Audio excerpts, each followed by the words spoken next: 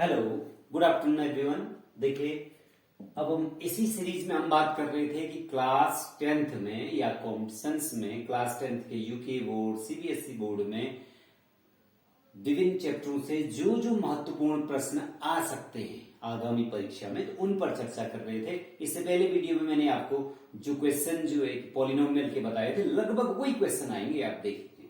तो अब मैं बात कर रहा हूं एक चैप्टर कोऑर्डिनेट ज्योमेट्री। तो कोऑर्डिनेट ज्योमेट्री के उन क्वेश्चनों पर चर्चा कर रहा हूं जो क्वेश्चन पॉसिबली तौर पर परीक्षा में आ सकते हैं। ओके, तो कोऑर्डिनेट ज्योमेट्री में क्लास 10th में सबसे पहला स्टार्ट होता है आपका डिस्टेंस बिटवीन 2 पॉइंट्स, दो बिंदुओं के बीच की दूरी, दो बिंदुओं के बीच की दूरी। ठीक है, डिस्टेंस बिटवीन 2 पॉइंट्स। उससे पहले मैं आपको थोड़ा सा एक आध पॉइंट्स बताता हूं। देखिए, कोऑर्डिनेट ज्योमेट्री में जनरल पॉइंट्स पर ये एक्स अक्ष है, ये वाई अक्ष है, ये बड़ा ही इंपॉर्टेंट है। आप देखिए, ये कॉम्पिटिशन में भी और सीबीएसई में भी क्वेश्चन ऐसा आ सकता है जो मैं अभी यहीं पर टिप्स दे रहा हूं आपको। देखिए, एक्स अक्ष वाई अक्ष। ओके, यद्यपि ये उधर से है, ये इक्वेशन लीनियर इक्वेशन से, लेकिन इसी से रिलेटेड देखो, आप ये ध्यान में रखिए, एक्स अक्ष कोऑर्डिनेट रिप्रेजेंट करना आपने सीखा होगा पहले, नहीं तो हमारे वीडियो में आप देख सकते हैं पहले कोऑर्डिनेट्स का। इसमें देखो, एक्स अक्ष वाई अक्ष। आप ये जानते हैं कि एक्स अक्ष के प्रत्येक बिंदु पर वाई कोऑर्डिनेट शून्य होता है, इसीलिए एक्स अक्ष की इक्वेशन होती है y इक्वल टू 0। देखिए, अगर आप यहां से यहां तक की दूरी 2 है तो इस पॉइंट की कोऑर्डिनेट डेफिनेटली क्या होंगे, 2,0।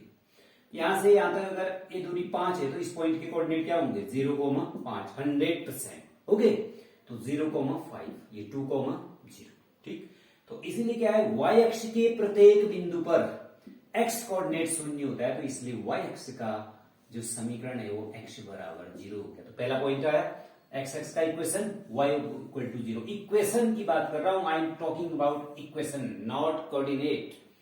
ये भी सत्य है कि अगर कोई बिंदु x अक्ष पर स्थित है तो उसका y वाला निर्देशांक शून्य होगा।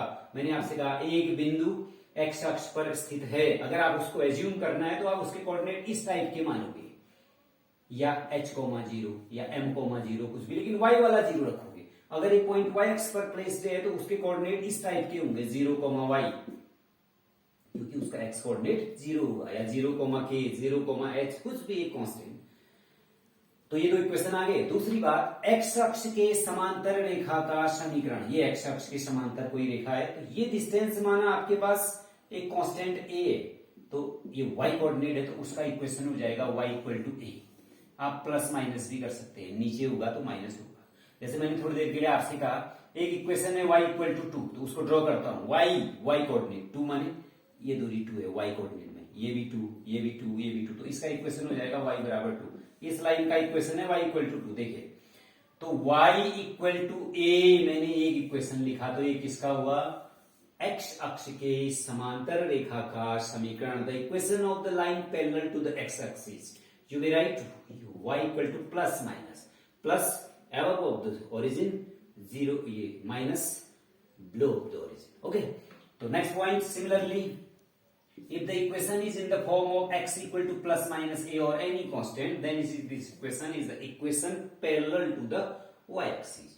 और y अक्ष के समांतर रेखा का समीकरण, y अक्ष की समांतर रेखा का समीकरण x बराबर प्लस माइनस a। ओके, बहुत ही इंपॉर्टेंट पॉइंट है।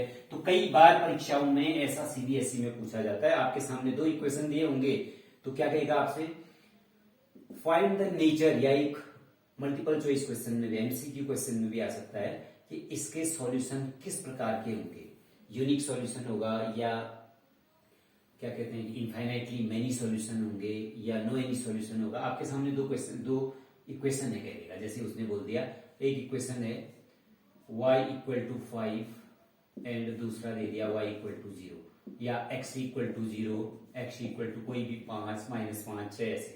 अब y इक्वल टू 5 है, y इक्वल टू 5 x अक्ष के पैरेलल है। क्यों x अक्ष के पैरेलल, y कोऑर्डिनेट 5 दूरी पर है, हमेशा 5 है, तो ये हो गया, ये इक्वेशन होगी y equal to 5।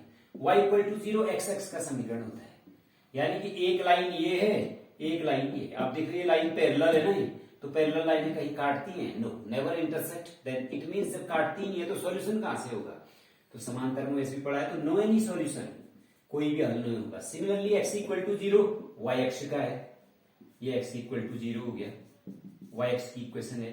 x equal to 5, ये 5 दूरी पर y अक्ष के समांतर है, तो ये दोनों भी पैरेलल है, तो ये भी दोनों एक दूसरे को नहीं काटेंगे। तो अगर एक नंबर का ऐसा क्वेश्चन आता है x equal to 0, x equal to 5, इन दोनों ये समीकरण है, कितने हल होंगे? तो कोई हल नहीं होगा, क्योंकि ये y अक्ष का समीकरण है, y अक्ष के समांतर का, ये x अक्ष का के समांतर रेखा का समीकरण है, ये x अक्ष का है। ओके, तो इस टाइप का भी क्वेश्चन आता है। तो now we discuss about the distance between the 2 points. Okay, तो देखिए दो बिंदुओं के बीच की दूरी, एक बिंदु आपके पास ये है, एक बिंदु ये है। इस बिंदु के कोऑर्डिनेट है x1, y1, इस बिंदु के कोऑर्डिनेट है x2, y2। जब हम कोऑर्डिनेट की बात कर रहे हैं तो बिंदु कहने का मतलब ही है उसके कोऑर्डिनेट दिए हैं।